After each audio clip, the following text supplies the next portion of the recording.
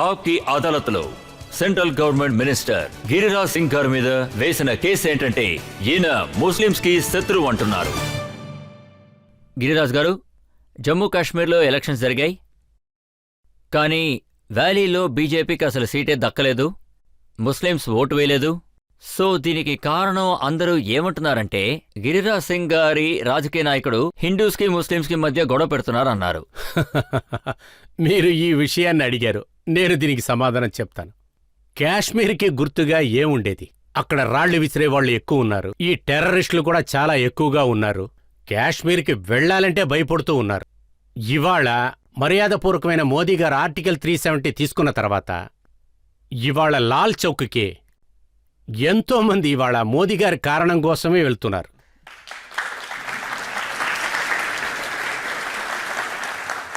మోదీ గారి నిర్ణయాల వల్ల ఇవాళ కాశ్మీర్లో ప్రశాంతంగా ఉన్నారు.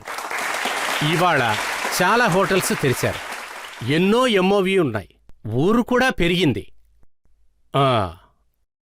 నేను చాలా ఖచ్చితంగా చెప్తున్నాను, మోడీ గారు రాయి విసిరేవాళ్ళని ఆపారు, ప్రశాంతతను తీసుకొచ్చారు. కాశ్మీర్ని ఒకప్పుడు దాని గుర్తు లేకుండా చేశారు కాంగ్రెస్.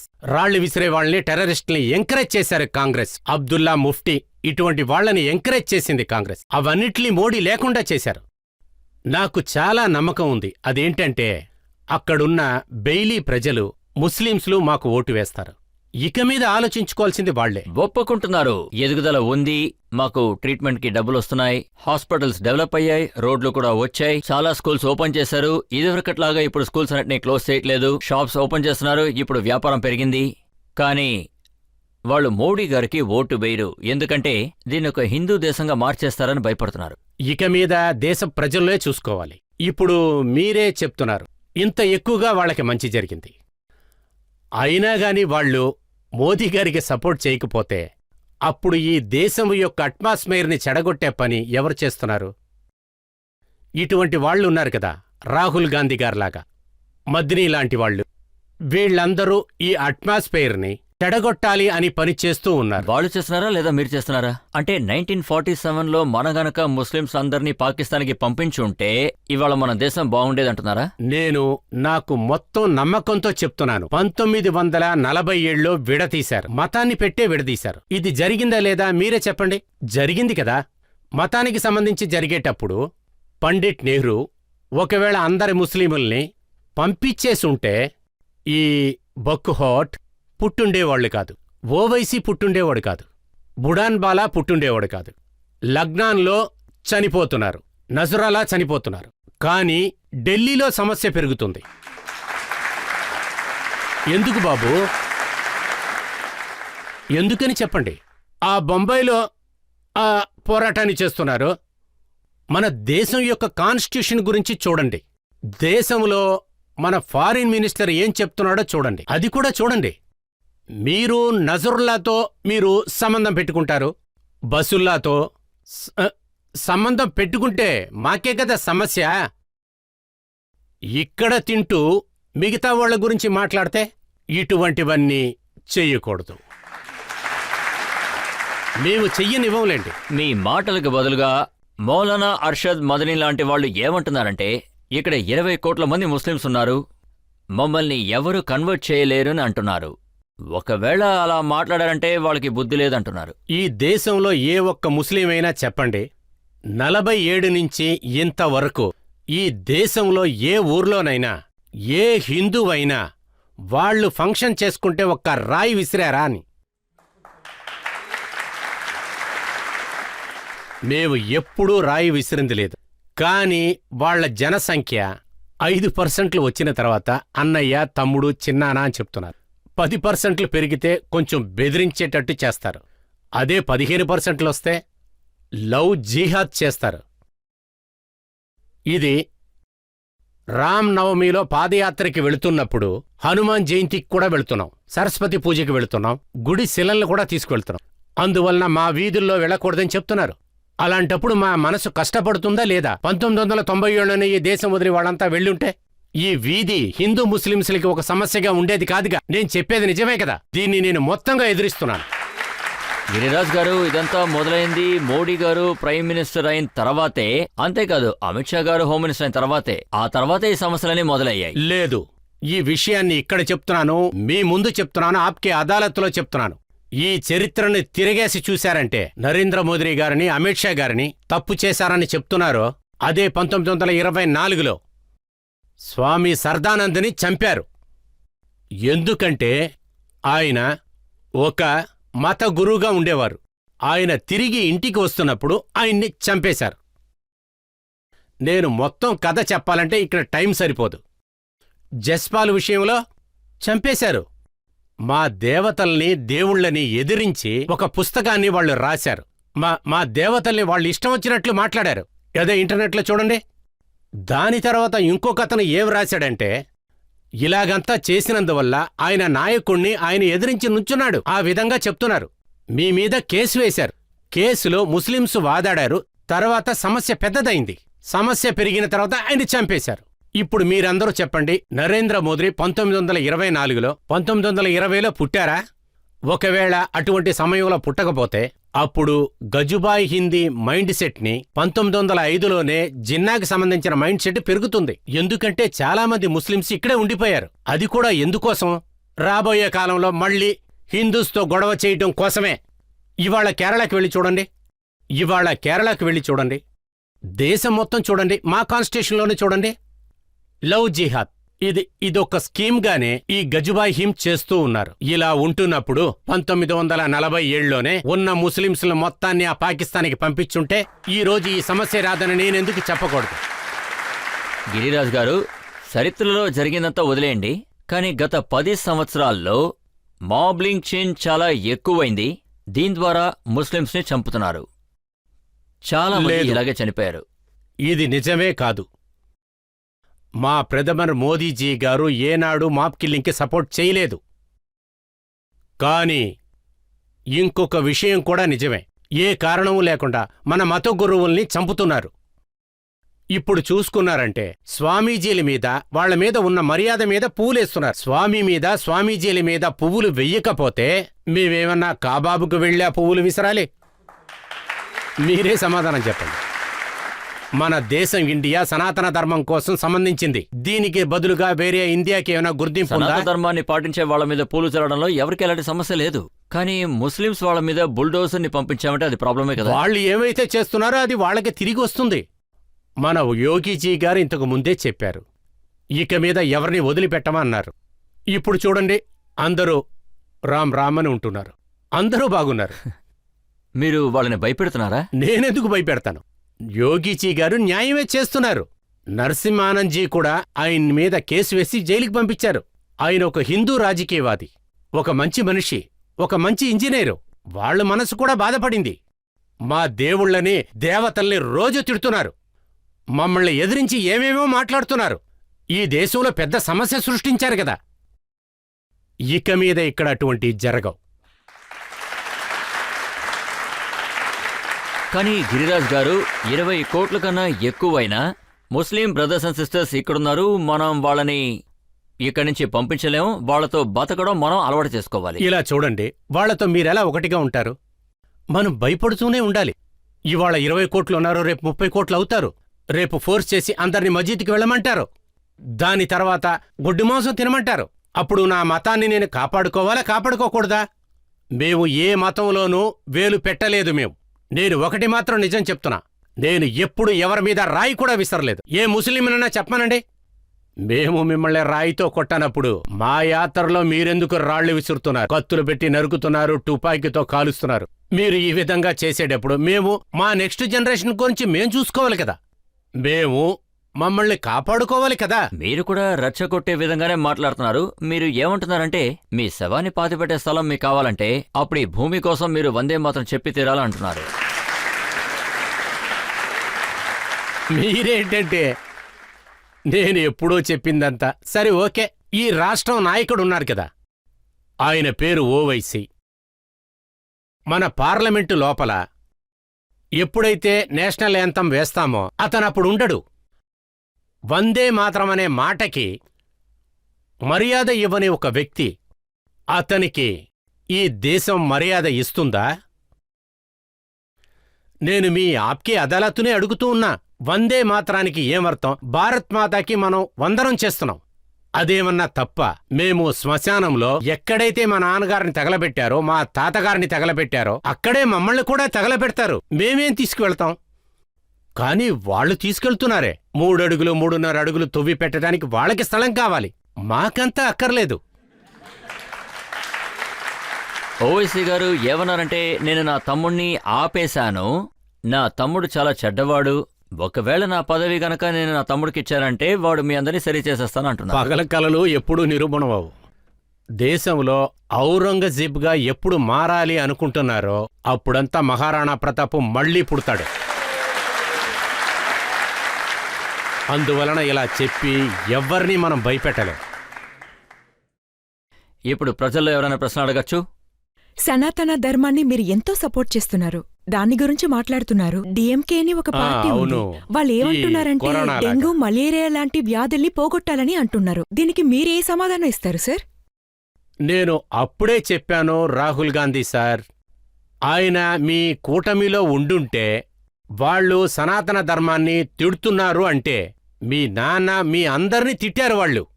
ఇదంతా చూసుకుంటూ మేము నోరు మూసుకొని ఉండలేము. మేము మా యువకుల్ని ఎలా కాపాడుకోవాలో మాకు తెలుసు. సనాతనమైన వాళ్ళం మేము, మిగతా వాళ్ళని ఎప్పుడూ మేము అటాక్ చెయ్యం. మేము ఎప్పుడు కూడా సర్వే భవంతు సర్వే సుఖన సంతు నిరామే, మేము దాని ప్రకారమే ప్రశాంతంగా ఉన్నాం. మేము చాలా రోజులుగా ఓం శాంతి శాంతి శాంతి అని చెప్తున్నాం. ఇక మీద ఓం విప్లవం విప్లవం విప్లవమే.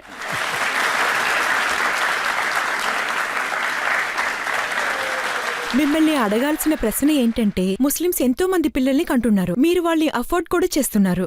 ఇందులో మీకు సమస్య ఏంటి? వాళ్ళ ప్రశ్న ఏంటంటే, మీరు మళ్లీ మళ్లీ చెప్తున్నారు ముస్లిం కుటుంబంలోని వాళ్ళు చాలా మంది పిల్లల్ని కంటున్నారు.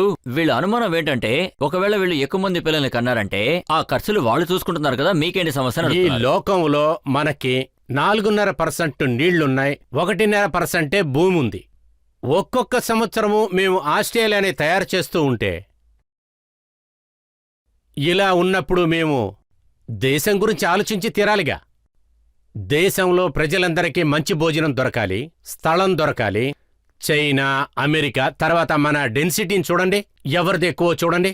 అందువల్లనే ఇంతకు ముందు నుంచే చెప్తున్నాం, మీ చట్టాలు సరిలేవు. మీరేం చెప్తున్నారంటే మీ అల్లాతలా వరం అని చెప్తున్నారు. అల్లాతలా వరమే, ఏది రావాలో అది రావాలని చెప్తున్నారు. దాని తర్వాత గజుబా హిందూ అని చెప్తున్నారు. ఏ విషయంలో మాకు భయమంటే, నాకు ముస్లిమ్స్ మీద ఎటువంటి పగ లేదు, కానీ ఎంతో మోసమైన ముస్లిమ్స్ కూడా ఉన్నారు. వాళ్ళు ఇండియా ఒక్క సిస్టాన్ని నాశనం చేస్తున్నారు, మన సొసైటీ సిస్టాన్ని నాశనం చేయాలనుకుంటున్నారు. నేను ఖచ్చితంగా చెప్తున్నాను, ఎక్కడైతే హిందూసు 99% ఉన్నారో అక్కడున్న ముస్లిమ్స్ హ్యాపీగా ఉన్నారు. ఎక్కడైతే 40% 50% ఉన్నారో మన కొడుకు మన కోడలు ఇంట్లోంచి బయటికి రాలేకపోతున్నారు. కావాలంటే మీరే అడిగి తెలుసుకోండి. గిరిరాజ్ గారు, మీరు అసలు ఏం చెప్తున్నారంటే, ముస్లిమ్స్ మీద మీకు కోపమో లేదు, అలాగే వాళ్ళ మీద మీకు ప్రేమ కూడా లేదు? లేదు, మాకు చాలా ప్రేమ ఉంది. నాకు నవాబ్ హుసేన్ అని మంచి స్నేహితుడు ఉన్నాడు. ప్రేమ ఉన్న వాళ్ళ మీదే మీరు ఎలా మాట్లాడారంటే, ఇంకా మీరు పగ ఉన్న వాళ్ళ గురించి ఎలా మాట్లాడారు? పగ ఉన్న వాళ్ళ మీద టిట్ ఫార్ టాట్ చేస్తాను. వాళ్ళేమిస్తున్నారో నేను తిరిగి ఇచ్చేస్తాను. ఇప్పుడు ఇంకో ప్రశ్న యాక్సెప్ట్ చేద్దాం. సార్, ఇప్పుడు నా ప్రశ్న ఏంటంటే, మీరు కజువా హిందూ గురించి మాట్లాడుతున్నారు. కజువా హిందూ అంటే ఏంటో తెలుసుకోవచ్చా? ఈ గజ్వా హిందూ అంటే ఏంటంటే, 1947లో జిన్నా ముస్లిమ్స్ని తీసుకువెళ్ళిపోయారు. ఇండియాలో గజ్వా హింద్, ఇండియాని మేము ముస్లిం దేశంగా మారుస్తాము. ఇవాళ మీరు చూశారంటే మీకు తెలుస్తుంది. అదేంటంటే, జార్ఖండ్లో శుక్రవారము స్కూళ్లకి సెలవులిస్తున్నారు. మీడియాలో మీరు చూసుంటారనుకుంటా. ఇండియాలో ఒక్కొక్క స్కూల్లోనూ ఆదివారాల్లోనే సెలవులిస్తున్నారు. ఈ గజ్వాల్ హిందూ చట్టాన్ని తెచ్చి, సరియా చట్టాన్ని తెచ్చి, ఇస్లాం చట్టాన్ని నిలబెట్టాలనుకుంటున్నారు. ఇదే గజుబా హింద్. తర్వాత కొన్ని రోజుల తర్వాత మన పిల్లలు మన అమ్మాయిల దగ్గర రండి మసూదీకి వెళ్ళమని చెప్తారు. నిజంగా నాకిది తలుచుకుంటే భయంగా ఉంది. ఇది భయం లేకుండా బయటి చెప్తాను. ఇప్పుడు దానికి సమయం వచ్చింది. దేశంలో ఉన్న ప్రతి హిందూ కూడా సనాతనంలో ఉన్న జాతి మతం అన్నీ మర్చిపోయి మనం అందరం ఒకటిగా కలవకపోతే అందరం విడిపోతాం, దేశం నాశనం అవుతుంది. ఇది నేను చెప్పేది నిజం. కానీ సనాతన ధర్మం అన్నిటినీ సమానంగా చూడాలనే చెబుతోంది కదా. మోడీ గారు అదే చెప్తున్నారు. సబ్కా సాత్ సబ్కా వికాస్ అంటున్నారు. నేను మీకు ఒకటి చెప్పాలనుకుంటున్నాను. అహింస పరమో ధర్మ అని ఒకటి ఉంది. అది మనదే. దాంట్లో ఏముందంటే, అహింస ఒకవేళ ధర్మాన్ని కాపాడటం కోసం వైలెన్స్ని మనం చేతిలో తీసుకోవాలంటే, మన అమ్మవారి చేతిలో శంఖం ఉంది, త్రిశూలం కూడా ఉంది. ఒక చేతిలో కత్తి ఉందంటే ఆశీర్వాదం చేయటానికి చెయ్యి కూడా ఉంది. సో ఈ రెండు విషయాలకి మేము సిద్ధంగా ఉన్నాం. శస్త్ర, దానికి సంబంధించిన అస్త్రం కూడా ఉంది. శస్త్ర, మూడూ ఉన్నాయి. ఇందువలనే మేము నవరాత్రుల్లో, నిజంగా చూసుకుంటే ఈ నవరాత్రి సమయాల్లో మీ మీడియా కూడా చెప్పింది, ఒకరోజు మీ చట్టమండల మంత్రి అమ్మవారి శూలానికి పూజ చేశారు. దానివల్ల మీరందరూ అతన్ని ఏళకోళంగా చూశారు. ఇంతకుముందే ఇటువంటి జరుగుతుండే. మనం ఆయుధాలకి పూజ చేసేవాళ్ళం, అలాగే శాస్త్రాలకు కూడా చేసేవాళ్ళం. ఇదే మన కళాచారం. ఒకవేళ మిగతా వాళ్ల కోసం మనం పూజ చేయటం మానేస్తే మిగతా వాళ్ళు నన్ను చూసి భయపడకుండా ఉంటారు. కానీ నేను ఓఎస్ఎస్ గారు మాట్లాడింది విన్నాను, మౌలానా మెహబూబ్ మదిని మాట్లాడింది విన్నాను. వాళ్ళు ఏమంటున్నారంటే, ఈ దేశంలో మీకు ఎంతైతే హక్కు ఉందో మాకు కూడా ఉందని అంటున్నారు. మోహన్ భగవత్ గారికి అలాగే గిరిరాజ్ సింగ్ గారికి ఎంతైతే ఉందో మాకు కూడా అంత హక్కు ఉందని అంటున్నారు. ఖచ్చితంగా లేదు. మాకు ఇవాళ పాకిస్తాన్లో చోటు లేదు. హిందువులు ఎక్కడికి వెళ్లారు? ఎవరూ కన్నీరు కార్చలేదు, ఎవరూ ఏ సమస్య చేయలేదు, ఎవరూ వీధులకెక్కి పోరాటం చేయలేదు. ఇవాళ బంగ్లాదేశ్లో జరిగేది మీరు చూస్తున్నారు. ఇండియా పాకిస్తాన్ అని ఎందుకోసం విడదీశారు? జిన్నా అక్కడికి వెళ్లాలనుకున్నాడు, వెళ్ళిపోయాడు. ఈ దేశం హిందువుల కోసం తయారు చేసింది. ఇప్పుడు ఆయన మీకెంత సొంతమో మాకు అంత సొంతం అంటున్నాడు. ముందుగా ఇదే ఆయన అర్థం చేసుకోవాలి. నేనేమి లేదని చెప్పట్లేదు, కానీ ఒకవేళ మీరు ఇక్కడ ఉన్నారంటే అందరూ కలిసి ఉండాలి. మీరు నా మీద కోప్పడితే, నా యొక్క అది దేవుడి మీద రాయి విసురుతున్నారు, మాకు కూడా అధికారం ఉందని చెప్తుంటే, ఈ విధంగా జరగనివ్వం. అలా అయితే మీ గవర్నమెంట్లో ముస్లింస్ అందరూ భయపడుతూనే బతకాలంటారా? భయపడుతూ కాదు, అన్నతమ్ముళ్లాగా ఉండాలంటున్నారు. నిజమైన అన్నతమ్ముళ్లాగా, సహోదరుల ప్రేమతో. ఈ సమాజ్వాదీ మనుషులందరూ గంగా జమునకంత కళాచారం ఉందని చెప్తున్నారు. నాకేం అర్థం కావట్లేదు. గంగా తల్లి నా తల్లి, జమునా తల్లి మా తల్లి, కళాచారం కూడా మాదే. గంగా జమున మా కళాచారమా, లేకపోతే వేరే లోకం నుంచి ఎక్కడి నుంచా తీసుకొచ్చారా ఈ సంస్కృతిని? ఈ గంగా జమున కళాచారాన్ని మిగతా వాళ్ళు నేర్చుకోవాలా, లేకపోతే నేను నేర్చుకోవాలా? ఇదే కదా నేను వాళ్ళని అడుగుతున్నాను. కానీ మీరు వాళ్ళని ఔరంగజేబ్ కొడుకు, బాబర్ కొడుకు అని అంటున్నారు. ఇండియాలో ఎంతమంది ఉన్నారో, ఏ మతానికి సంబంధించిన వాళ్లైనా, ముస్లింలైనా లేకపోతే హిందువైనా, అందరూ ఒకటే మనుషులు. మొఘలీయులు ఆక్రమించుకొని ఉన్నారు. మొఘలాయల్ని మేం పూజ చెయ్యలేం. మొఘలాయర్లకి మేం మర్యాద ఇవ్వాలని అవసరం లేదు. వాళ్ళు 800 సంవత్సరాలు ఇక్కడ పాలించారు. అప్పుడు నాకిది చూస్తే కష్టంగా ఉండదా? 800 సంవత్సరాలు మీరే పాలించారు, ఇక మీద రాబోయే కాలం మీరే పాలిస్తారంటే? ఇండియాది కేవలం 800 సంవత్సరాల పాలన కాదు, ఇండియాది 5000 సంవత్సరాల చరిత్ర. ఇండియాలో సనాతన ధర్మం వాళ్లే ఈ దేశాన్ని పాలించారు. మీరు ఇలా అంటున్నారు, కానీ ముస్లింస్కి మొఘలర్స్కి మాట్లాడే అవకాశం దొరుకుతుంది. కానీ ముస్లింస్ అందరూ కూడా బీజేపీకి అగేన్స్ట్ గానే ఓట్లు వేస్తున్నారు. మేము వాళ్లకి హారతులు తీసినా కూడా వాళ్ళు మాకు ఓట్లు వెయ్యరు. నాకు ఇప్పుడు మీరు కాశ్మీర్ గురించి అడిగారు. మేము ఇంతకు ముందే చెప్పాను, మోడీ గారు కాశ్మీర్ని పెంచటంలో ఏదైనా తక్కువ చేశారా చెప్పండి? అయినా గాని బీజేపీకి ఎందుకు ఓట్లు వేయట్లేదో చెప్పండి. అంటే మీరు వాళ్ళ మనసుల్ని గెలుచుకోవాలి. మనసుల్ని ఎలా గెలుచుకోవాలో మీరే చెప్పండి. హనుమాన్లాగా గుండె చీల్చి మేము చూపించాలా? నేను ఎవరికి, నా కన్సర్న్తో నేను ఎవరినీ తిట్టలేదు, అయినా గాని మాకు ఓట్లు వేయట్లేదు. అలాంటప్పుడు మేము చెప్పి తీరాలి. ఇప్పుడు జమ్మూ కాశ్మీర్లో ఫరూక్ అబ్దుల్లా గారి ప్రభుత్వం రాబోతోంది. అక్కడ ఒమర్ అబ్దుల్లా గారు చీఫ్ మినిస్టర్ కాబోతున్నారు. ఆయన ప్రజలకి మాటిచ్చారు, ఒకవేళ వాళ్ళు గెలిస్తే 370 తీసుకొస్తానన్నారు. రాహుల్ గాంధీ అలాగే ఫరూక్ అబ్దుల్లా కొండ మీద ఎక్కు నుంచోని అరిసినా కూడా ఆర్టికల్ 370 మళ్ళీ తిరిగి రాదు.